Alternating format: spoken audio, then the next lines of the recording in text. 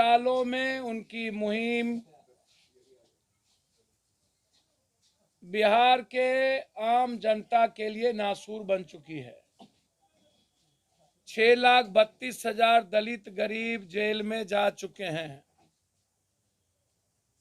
क्या एक भी नेता, पदाधिकारी या अन्य संस्था के लोग दारू नहीं पीते हैं? क्या उन लोगों को जेल नहीं जाना चाहिए?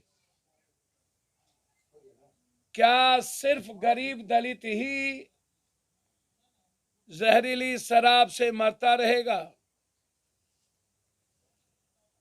क्या यह शराब दलित, गरीब और अत्यंत दीन दुखियों के लिए ही मारने की तैयारी की है?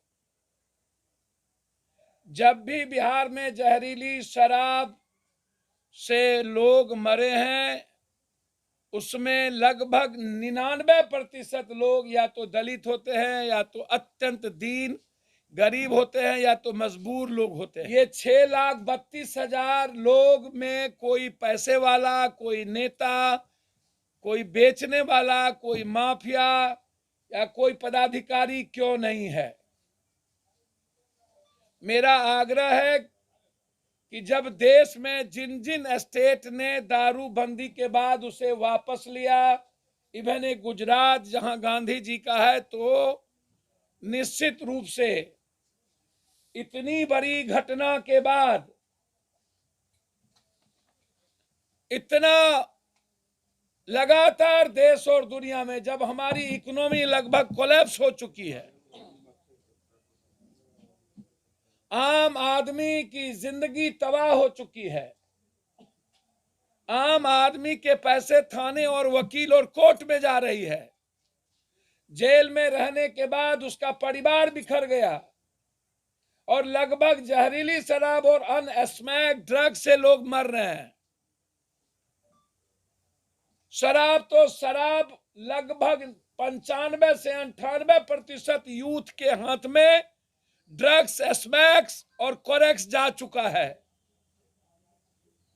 यह एशिया का सबसे बड़ा स्मैक और ड्रग्स बाजार बिहार बन चुका है। इस पर क्यों नहीं चर्चा होती है?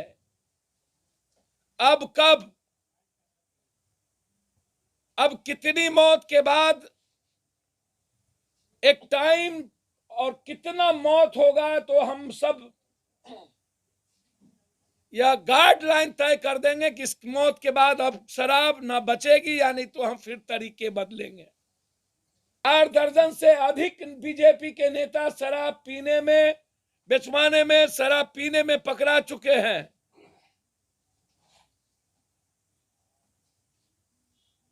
और वो लगातार नीतीश जी पे हमला कर रहे हैं। तो एक तरफ सुप्रीम कोर्ट, दूसरे तरफ हाई कोर्ट, तीसरे तरफ उसके घटक दल का नेता।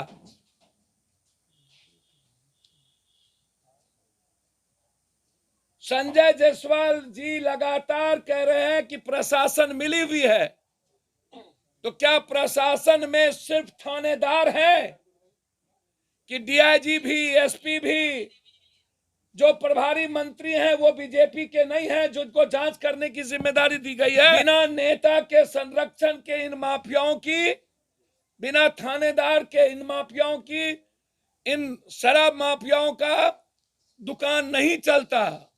सिर्फ थानेदार को ही सस्पेंड क्यों? पैसा ऊपर से नीचे जाता है। 300 मीटर पर नालंदा के एसपी डीएम का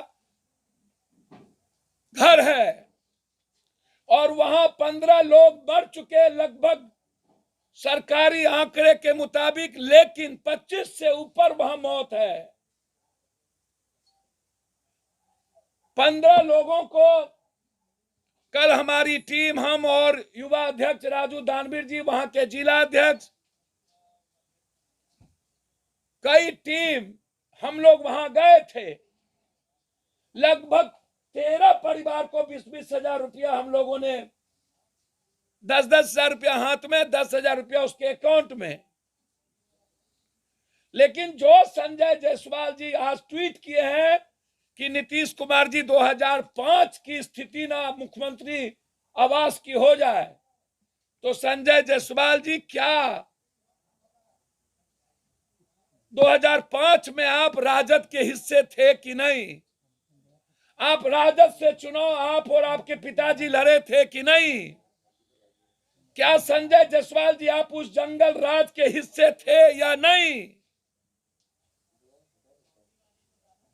और यदि आप कहते हैं कि जो शराब पी के मरेगा मैं उसके साथ हूं, तो क्या आप नालंदा जाएंगे और उस परिवार को क्या 1-1 लाख रुपया मुआवजा देंगे?